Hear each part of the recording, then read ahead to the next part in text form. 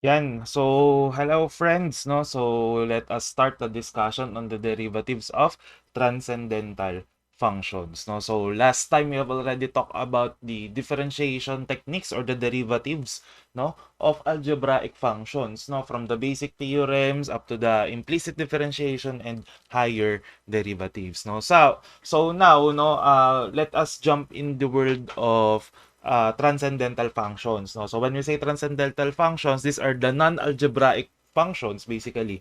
No, yung mga trigonometric functions, inverse trig, hyperbolic, inverse hyperbolic, exponential, and logarithmic functions natin. No? So as an additional at the end of this lesson, no, so I will be giving you few, no, review on the identities kasi magagamit natin yan in the evaluation of trigonometric and inverse trigonometric derivatives, no? So, we have here our formula, no? So, hindi na natin masyado papahirapan yung sarili natin, no? Didiretso na tayo sa mga formulas, no? So, for the derivation, kasi hindi naman mahalaga yung derivation masyado, no?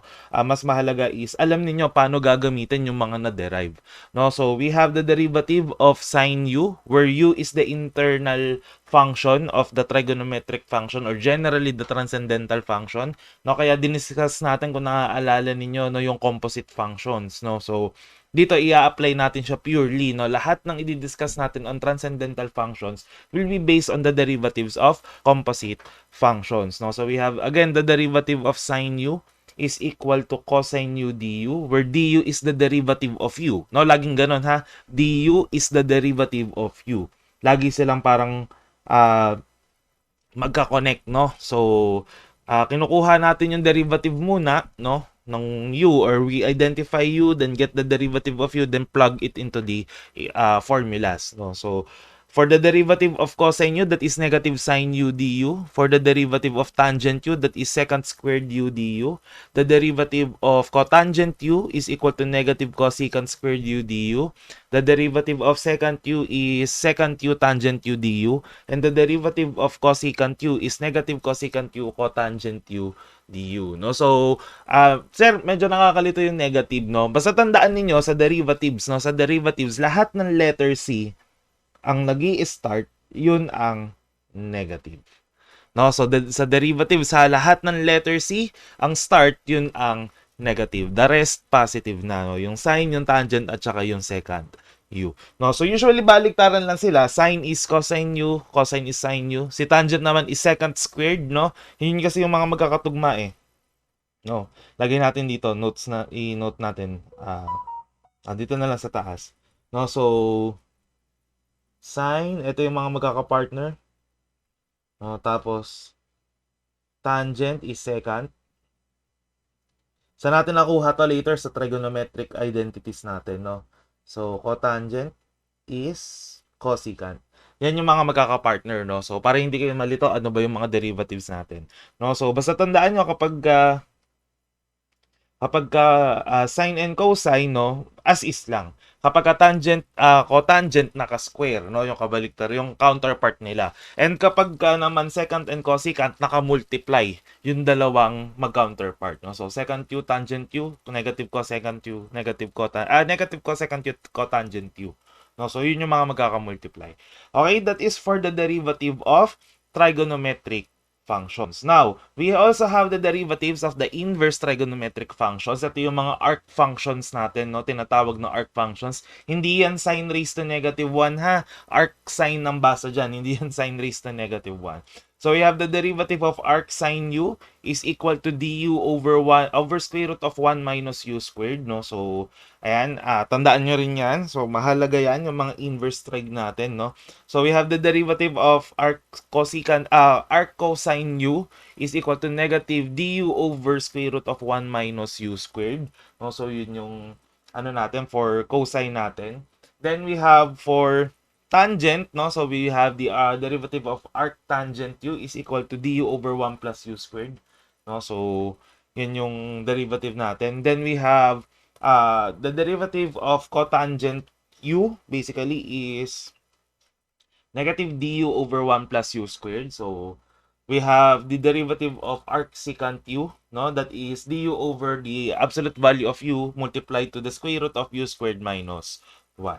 And we have the derivative of arccosecant u is negative du over absolute value of u times square root of u squared minus 1. No? So, ang tatandaan ninyo, ganun din, no? Katulad doon sa trigonometric functions natin, yung mga letter C's natin, yun ang mga negative, no? Then the rest is positive na. Tapos, I just remember them as is, no?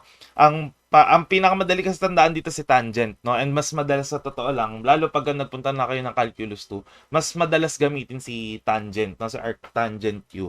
So, ito yung ginagamit natin. Okay? So, ayan, tandaan nyo na lang siya. Okay, so you can pause the video. Balik kayo dito. Ayan, i-post nyo to. Ito yung sa trigonometric functions. And this is for the inverse trigonometric functions. Okay, so I presume we have already copied, no? So let us try to answer. So we have here y is equal to sine 5x. We are asked to get the derivative of the function, no? So d over dx. In respect to x, no, lagi naman muna tayong in respect to x. Hindi sinasabi naman kapag nagde-derivative tayo in respect of other variables, especially kapag worded problems na. Pero in this case, laging dx lang muna tayo. So we have y prime is equal to, again, what is the derivative? Diba? That is sine u du. Sine u du. Cosine u du. So we need to identify what is u. Of course, that is 5x. Then the derivative of u, our du, is what? Simply 5. Diba? The derivative of, lagyan natin dito. Ayan, the derivative of u, or simply du.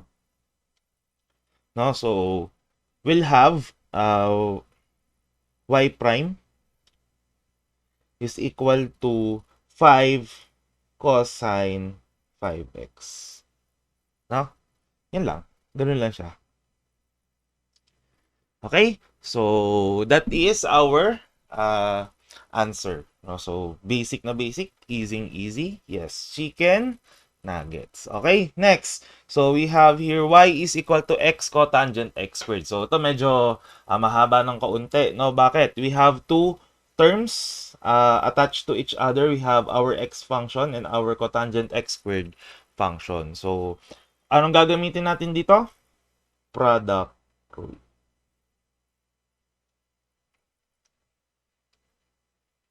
Ayan. So, let's get the derivative. So, we have y prime is equal to, so again na, no, this is our u, this is our v. Okay. Since multiplication naman, pwede magkabaliktad, no? It's up to you. So, we have x or uv, lagay ko dito, no? uv prime plus vu prime or udv plus vdu, no? Pwedeng ganon. Ayan. So, what is our u? That is x. What is our v? No? So, kunin muna natin dito sa baba, no? So, yan pala muna gawin natin. So, let us identify. U is equal to x. V is equal to cotangent x squared. So, we have u prime is equal to 1. Diba? The derivative of x in respect to x is 1. And the derivative of cotangent x squared in respect to x is what? No? So, since cotangent to, no? So, we have negative cosecant squared u du. No? So, our u here is x squared. So, the derivative of x squared is 2x. No? So, we have 2x times negative cosecant squared x squared. No? So, or kapag in-arrange natin, so we'll have negative 2x cosecant squared x squared. Okay? So, yan. No? So, pwede na nating ilagay doon sa formula ng product rule na uv prime plus vu prime. No? So, we have y prime is equal to u x times v prime negative 2x cosecant squared x squared. Okay, then plus VU prime, no? So, simply cotangent x squared na lang. Okay? So, rearranging or simplifying the first term, no? So, we'll have y prime is equal to, unahin ko yung cotangent, no? Since positive siya. Minus 2x squared cosecant cosecant x squared. Yeah, cosecant x squared. Okay? So, this is our answer. Okay? So, yun no? Easy-easy. Basic na basic. Yes. Yan. Kuwang-kuha. Okay, next, no? So, we have number 3, no? We are asked to find the derivative of y is equal to cosine square root of x. No? So, we have here, let's get the derivative. So, we have y prime is equal to, what is the derivative of cosine u? So, that is negative sine u du. Diba? And we know that our u is equal to square root of x. What is our du? Diba? Chain rule lang yan. This one is actually equivalent to x raised to 1 half. So, we'll have 1 half x raised to 1 half minus 1 times 1. Or simply, that will be 1 over 2 square root of x. No? So, bakit siya naging 1 over 2 square root of x? Kasi diba 1 half minus 1 is negative 1 half. So, yung x raised to negative 1 half, para maging positive, ibababa mo siya sa denominator. And convert mo yung fractional exponent into radical. So, you'll have 1 over 2 square root of x. So, meron na tayong u, meron na tayong du, we can simply plug. So, we have y prime is equal to 1 half square root of x, no? 1 half over square root of x. Or 1 over 2 square root of x. Ayan. Tapos multiplied to negative sine square root of x, of course. No? So, rearranging the function, no? So, we'll have negative 1 over 2.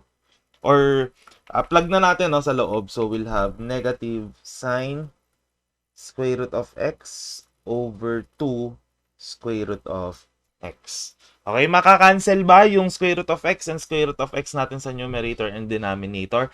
Hindi. No, hindi. Bakit hindi? Kasi remember guys, square root of x inside any function inside a transcendental function cannot be done algebraically. Hindi siya pwede i-operate just like our simple algebra. Now, kapag nasa loob siya ng transcendental function, huwag nyo gagalawin. Okay, so this is already our final answer. Okay, so yes, kuwang-kuha, no, basic na basic. Okay, so let's have our fourth example, no? So jump tayo sa inverse trigonometric functions natin, no? So we have y is equal to arc sine 5x, no? So we have, let's get the derivative.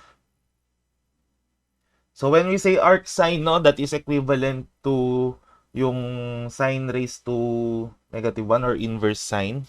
No? So we have arc sine. So the derivative of arc sine is what? Du. Diba? That is du over square root ng 1 minus u squared. So we need to identify what is u.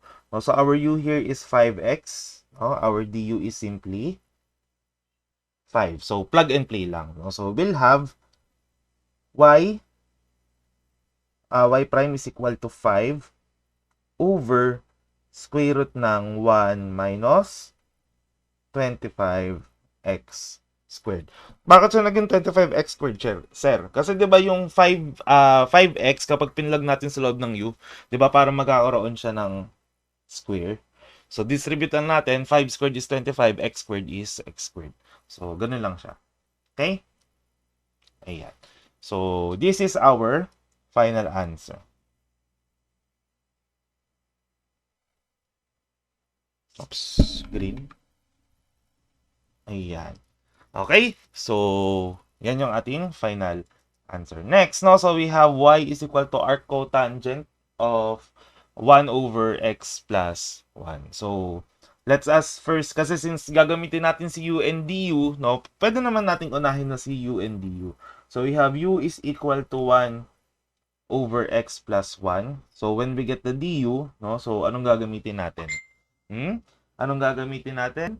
Yes, no? So, quotient rule. So, we have v du minus u dv over v squared. No? So, we have, lagay ko dito, no? Vu prime minus uv prime over v squared. No? So, we have, this is equivalent to, what is our v in this case? No? So, that is x plus 1. So, x plus 1 times, what is the derivative of 1? Of course, that is 0. Diba? Minus, so we have 1 times, what is the derivative of x plus 1? Diba? That is 1. O, kasi diba, derivative of x is 1, derivative of 1 is 0. So, 1 plus 0 is 1. Okay, over x plus 1 squared. Quantity squared. No, so, this is simplified, no? So, cancel na to. So, we'll have negative 1 over x plus 1 squared. Okay, so alam naman natin, no, pag kinuha natin yung derivative nito, so we will get, no, the formula y prime is equal to, the derivative is negative du over 1 plus u squared. Okay, so this is simply, no? So let us, no, nakuha na natin. So let us plug. This is du. Ayan. Okay, so we'll have negative of negative 1 over x plus 1 quantity squared. No? So 1 plus 1, I mean over 1 plus, so what is our u? No? So that is 1 over x plus 1 quantity, no, yung buo squared kasi u squared, 'di ba? So let us simplify, no? So cancel. So ayan, then this one, no, yung nasa baba natin, 'di ba? This can be evaluated as 1 plus 1 over x plus 1 squared, 'di ba?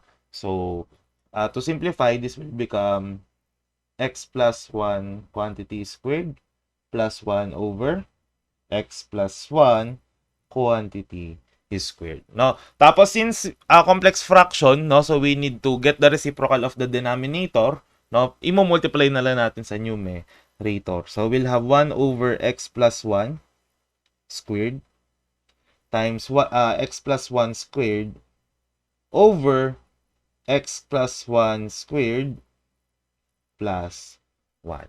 No, so, makakancel to. Ayan. So, therefore, we'll have, our answer is 1 over x plus 1 squared plus 1. Okay, so this is our y prime.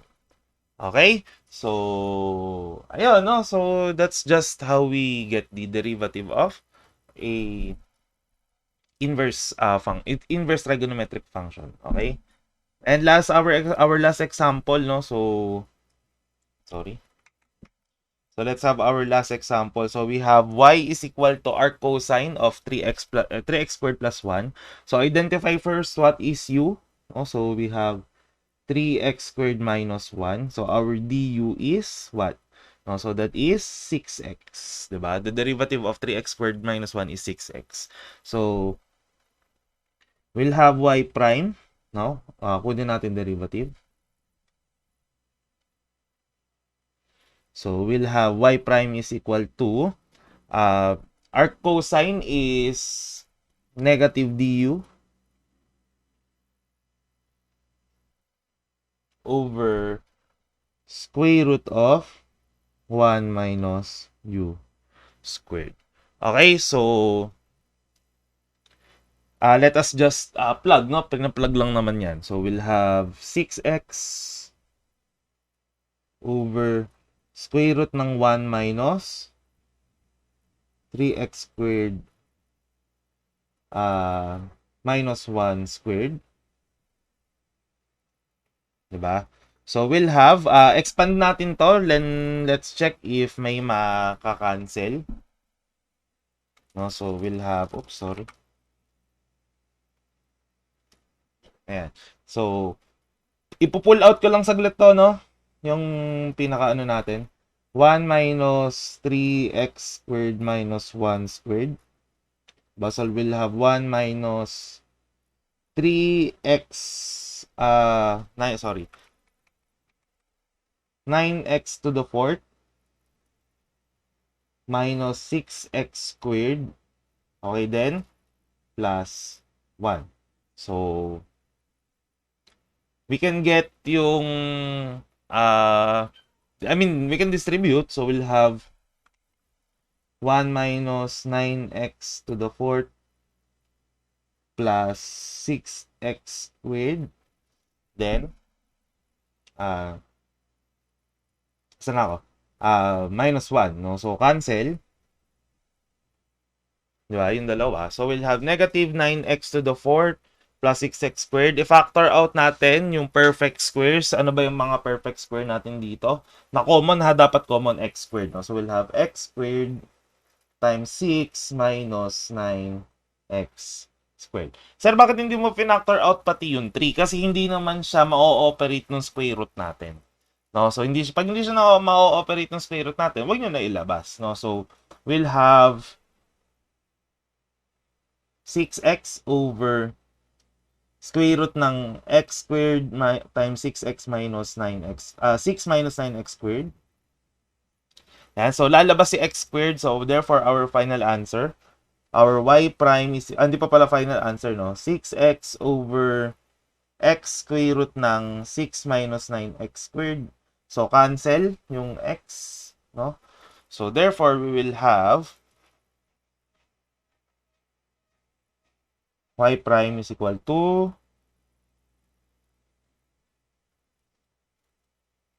6 over, ayan.